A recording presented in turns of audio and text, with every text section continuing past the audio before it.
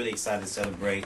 You know, my debut album is great. You know, it's going to come out in like 2 days. It's actually available on iTunes, but physically, the physical copies will be in stores. Drop Tuesday, right? Yeah, Tuesday. That's what's up. So let's talk about that for a little bit before we get into anything else. Let's talk about all the dope stuff that's going on. The new album, the name of it. All right, well, cool. All right, well, the project first and foremost is coming out off of my label, which is B2K Records. Okay.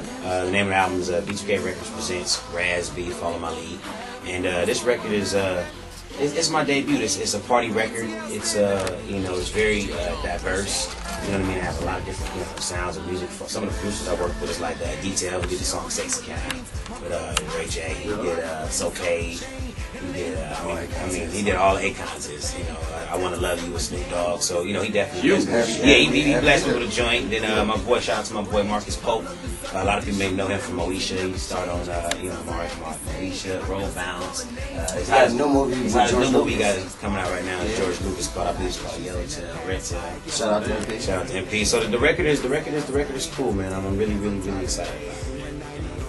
Hopefully we can play something today too. You know what I mean? Maybe play the first single song. Okay, the album. So we can see we got the album coming out on Tuesday. Yes, sir. And then we wouldn't be people if we wouldn't talk people stuff. Yep. And you know, like, there's some stuff going around, brother. And you know, we're at K-Day, you know, K-Day community, and we put it out there.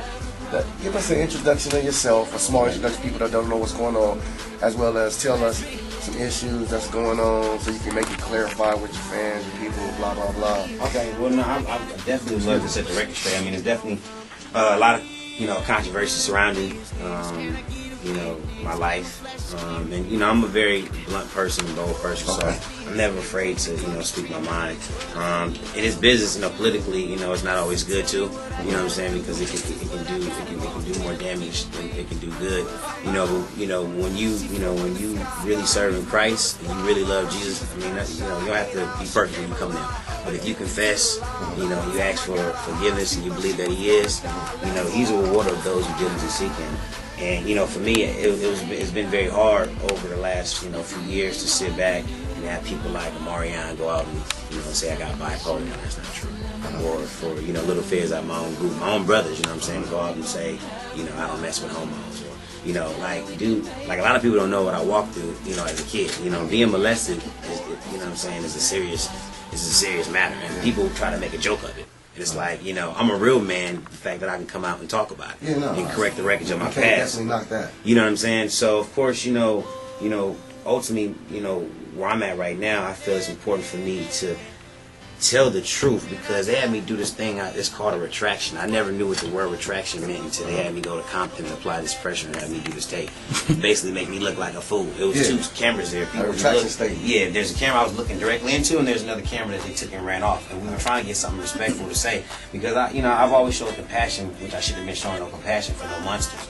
You know what I'm saying? These are monsters. Chris Stokes, Marcus Houston, a lot of people know. That's who we directly. I mean that's exactly what I'm dealing with. And people are like, well, how come this stuff is still coming out? You know, you should have talked about this 3 years. Well, people don't know. There's a lot of other people that started to come forward now through my story. I mean, you got, you know, Quindens, you got Tyler Perry, you got a lot of people. You got the Eddie Long situation with these kids. I mean, you know, this is stuff that's relevant. This is stuff that's been going on the last 3 to 5 years that people have been dealing with publicly.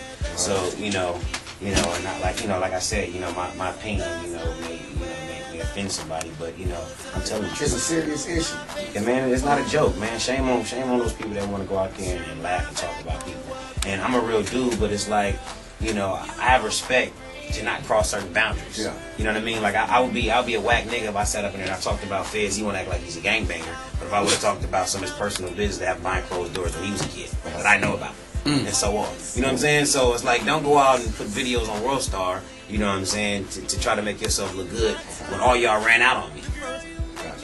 So what was the turning point, Raz? Well, like, what was the thing that caused it, or the turning point for like all your boys who really were like your brothers, right? Right. And, like, what caused them to start talking on you? I mean, what's that? What made everything pop off? You know what happened? Basically, 3 B2K members, RAZ B, J Bud, and Lil Fizz, who was actually working on a project. In 2007, I put out a single, which is actually one of the singles that's on my album. It's called Fire. I did the remix to it. It's actually the #2 selling single in the country. What I did is I called the boys. I was like, y'all know we, you know, really ain't doing B2K, but maybe we can rock out and do some shows together. Maybe y'all can do y'all thing.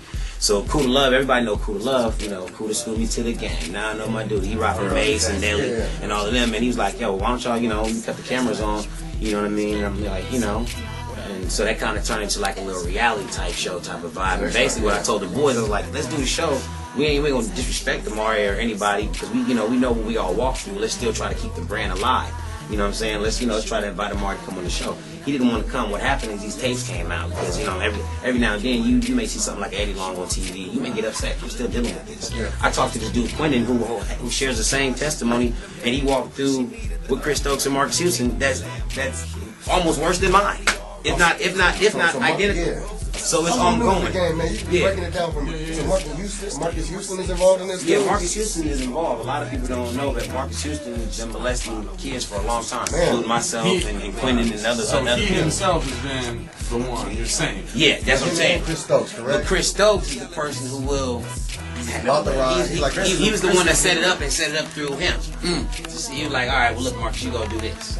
Like I got some video today that we're gonna play if it's okay. You may want to.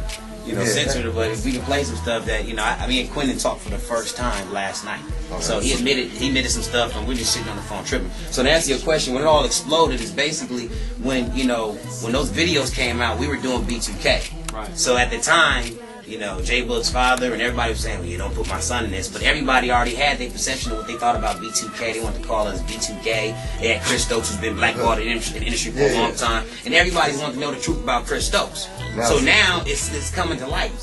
And that's what the problem is. It's the dark against the light. It's a fight. And I'm not gonna stay in the dark. I love Amari, I love all my people, but I serve a different master. I can't serve two masters. If you are, you're gonna get spit out. You can't be lukewarm. So that's where we cut past. Different directions. Total different directions. You know what I'm saying? They want to live in the dark, and I want to live in the light. And I refuse to have people smear my testimony, try to call me a liar. So if you're listening, we got my man RAZ B along with my man Classic and my man Ricky Romance. We're talking about some serious issues, and it's a sensitive subject as far as on both sides of the door. If you're getting molested, get out there and let somebody know. So somebody can help you, you know what I'm saying, make the right decisions. I mean, just that's ultimately what it's about now. Yeah, you know what I mean? It's not about that.